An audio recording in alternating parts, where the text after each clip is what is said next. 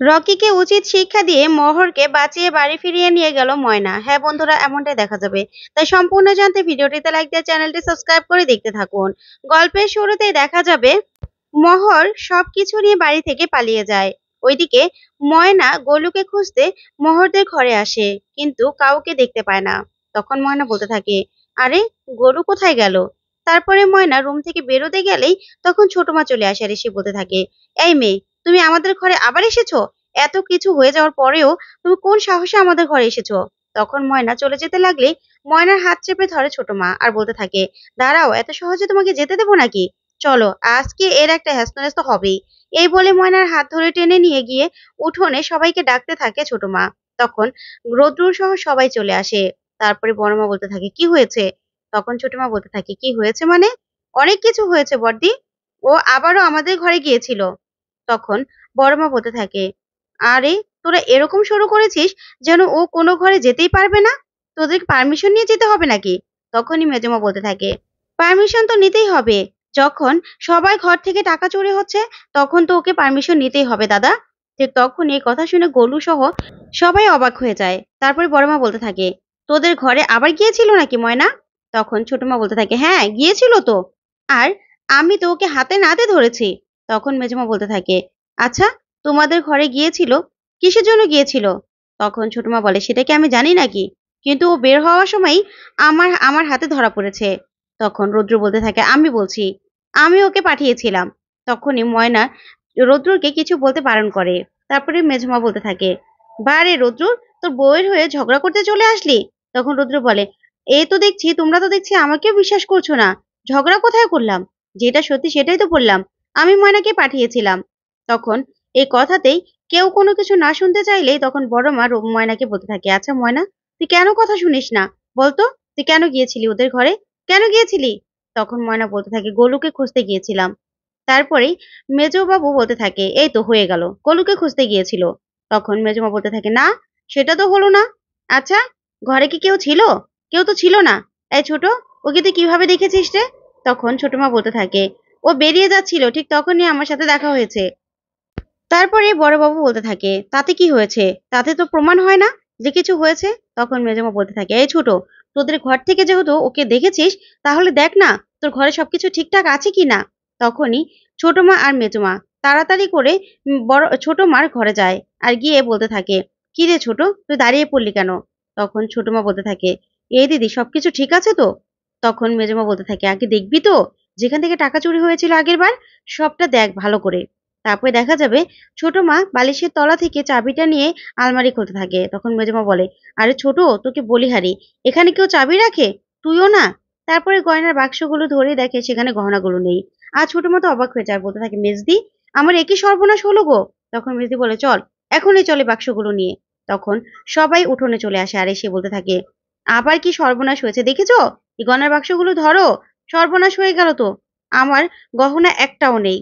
ঠিক তখনই বজ্র আর বিহা তাড়াতাড়ি করে মোহরকে খুঁজতে যায়। আর ময়না বলতে থাকে, আচ্ছা মোহর দিদি কোথায়? তখনই ছোট মা বলতে থাকে, কি হয়েছে, তুমি মোহরকে কেন খুঁজছো? তখন রৌদ্র বলতে থাকে, আমি বলছি, গোলু, তোমাকে ময়না এটাই বলতে গিয়েছিল, কারণ এখন পর্যন্ত যত টাকা যত কিছু চুরি হয়েছে সবকিছু মোহর নিচ্ছিল। এই কথা শুনে ছোট মার মেজমা চমকে যায়। আর মেজমা বলতে থাকে, বারে রৌদ্রুর, নিজের বউকে বাঁচাতে গিয়ে এখন বাড়ির মেয়েটাকে চোর বানিয়ে দিচ্ছিস। তখনই রৌদ্র বলতে থাকে, দেখো, তোমরা শুধু শুধু এই কথাগুলো বলবে না। আর তখনই বজ্র আর বিহা চলে আসে আর এসে বলতে থাকে, ময়না রে, ওই ব্যাগটাও নেই, আর মোহরও ঘরে নেই।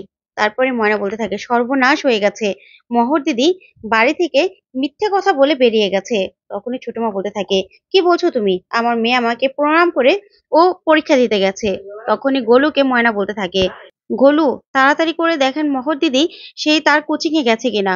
তখনই গোলু সাথে সাথে সেই কোচিং এ ফোন করে আর ফোন করেই দেখে যে মোহর মিথ্যে কথা বলে বেরিয়ে গেছে। তখনই ময়না বলতে থাকে, এই ভয়টাই আমি পাচ্ছিলাম, কিন্তু মোহর দিদি যে আজকেই চলে যাবে সেটা তো ভাবতে পারিনি। তখন সবাই বলতে থাকে, কি বলছিস তুই, সবটা ঠিক করে বল। তখন ময়না সবটা সবাইকে খুলে বলে। যা শুনে সবাই পুরো চমকে যায় আর ছোট মা বলতে থাকে, না, এটা কিছুতেই হতে পারে না, কিছুতেই না। তখন গোলু মোহরের ফোনটা ট্রাই করে দেখে মোহরের ফোন বন্ধ। যা শুনে অবাক হয়ে যায় সবাই।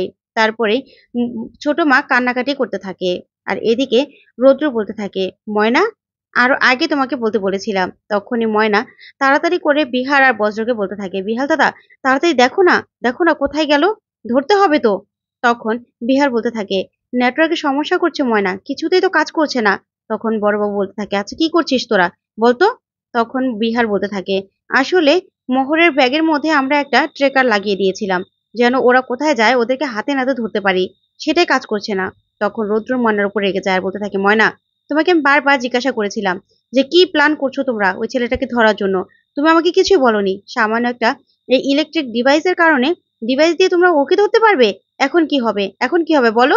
তখন ময়না কান্নাকাটি করতে থাকে আর বিহাররা বারবার করে ট্রাই করেও কিছুই করতে পারে না। তখন বড়বাবু বলে, না এখন আর কিছুতে বসে থাকা যাবে না, এখনই আমাদেরকে থানায় যেতে হবে, চল গোলু, দাঁড়িয়ে থাকলে হবে না। তখন রুদ্র বলে, হ্যাঁ আমিও যাচ্ছি চলো। তারপরে বড় মা ময়নার উপর রেগে যায় আর বলতে থাকে, ময়না তুই কেন আমাদেরকে বলিসনি, এত এত বড় একটা কথা তুই কেন আমাদেরকে বলিসনি বল, কেন বললি না। তখন ছোট মা ময়নার উপর রেগে যায় আর বলতে থাকে, ও লক্ষ্মী মেয়ে একটা, তোমার জন্য আমার মেয়ের আজকে এই অবস্থা, সব সময় পাকামো, কেন করলে এটা, কেন করলে, কেন তুমি আগে বললে না, আর আমার মেয়েটাকে সর্বনাশের দিকে ঠেলে দেওয়ার জন্য, তুমি মজা দেখার জন্য। তখনই বড়মা বলতে থাকে, এগুলো কি করছিস ছোট তুই। তখন ছোট বলতে থাকে, হ্যাঁ আমি কিচ্ছু শুনবো না, কিচ্ছু না, ও আমার মেয়েকে যেখান থেকে পারুক খুঁজে আনবে। ওইদিকে দেখা যাবে মহর সেই রকির সাথে গিয়ে দেখা করে। তখন রকি বলতে থাকে যে মহর মহর বাড়িতে কেউ কিছু বুঝতে পারেনি তো? তখন মহর বলে, না না কেউ কিচ্ছু বুঝতে পারেনি। তখন রকি বলতে থাকে, আচ্ছা আরেকবার তুমি ভেবে দেখো। তখন মহর বলে, না না ভেবে দেখবো কেন, আমি তোমাকে ভালোবাসি, তাই আমি তোমার সাথে সংসার করব। তখন রকি বলতে থাকে, আমি ভেবেছিলাম তুমিও সবার মতো আমাকে ছেড়ে দেবে। তখন মহর বলে, না আমি তোমাকে কেন ছাড়বো। তখন মহরের ব্যাগটা হাতে নিয়ে বলতে থাকে, আচ্ছা এটার মধ্যে গয়না। তখন মহর বলে, না না আমার এই ব্যাগের মধ্যে গয়না। তখনই মহরকে নিয়েই রকি ওখান থেকে চলে যায়। ওইদিকে ময়নাকে বারবার করে বলতে থাকে ছোট মা যে এক্ষুনি যাও, যেখান থেকে পারো আমার মেয়েকে খুঁজে আনো। তখন ময়না রেগে সেখান থেকে বেরিয়ে আসে আর এসে বলতে থাকে যে আমি যেখান থেকে পারি মহর দিদিকে ঠিক খুঁজে আনবো। ওই ছেলেকে আমি হাতে নাতে ধরার জন্যই আমি কাউকে কিছু বলিনি, ওই ছেলেকে আমি হাতে নাতে ধরবো আর মহর দিদিকেও আমি ছাড়িয়ে আনবো। এই বলে ময়না বেরিয়ে গেলেই তখন বজ্র আর বিহারও ময়নার পিছন পিছন যায়। তখন ময়না একটা ছাতা নিয়ে দৌড়তে থাকে আর বলতে থাকে, এখানেই তো মহর দিদি আগের দিন রকি দাদাবাবুর সাথে দেখা করেছিল, এখানে দেখি তো পাই কিনা। কিন্তু কোথাও পায় না। তখনই বজ্র আর বিহা চলে আসে আর এসে বলতে থাকে, এই ময়না কোথাও পেলে। তখন ময়না বলতে থাকে, না না কোথাও তো পাচ্ছি না, কোথায় গেল বিহাল দাদা বলো তো, কোথায় খুঁজবো। মহর দিদি এরকম একটা কাণ্ড করবে এত তাড়াতাড়ি ভাবতে তো পারিনি। ছেলেটাকে হাতে নাতে ধরার জন্য মহর দিদিকে কি আমি বিপরীত দিকে ঠেলে দিলাম। ঠিক তখনই বিহারের ফোনে একটা নোটিফিকেশন আসে। তখন বিহার বলে, দেখি তো কি হলো।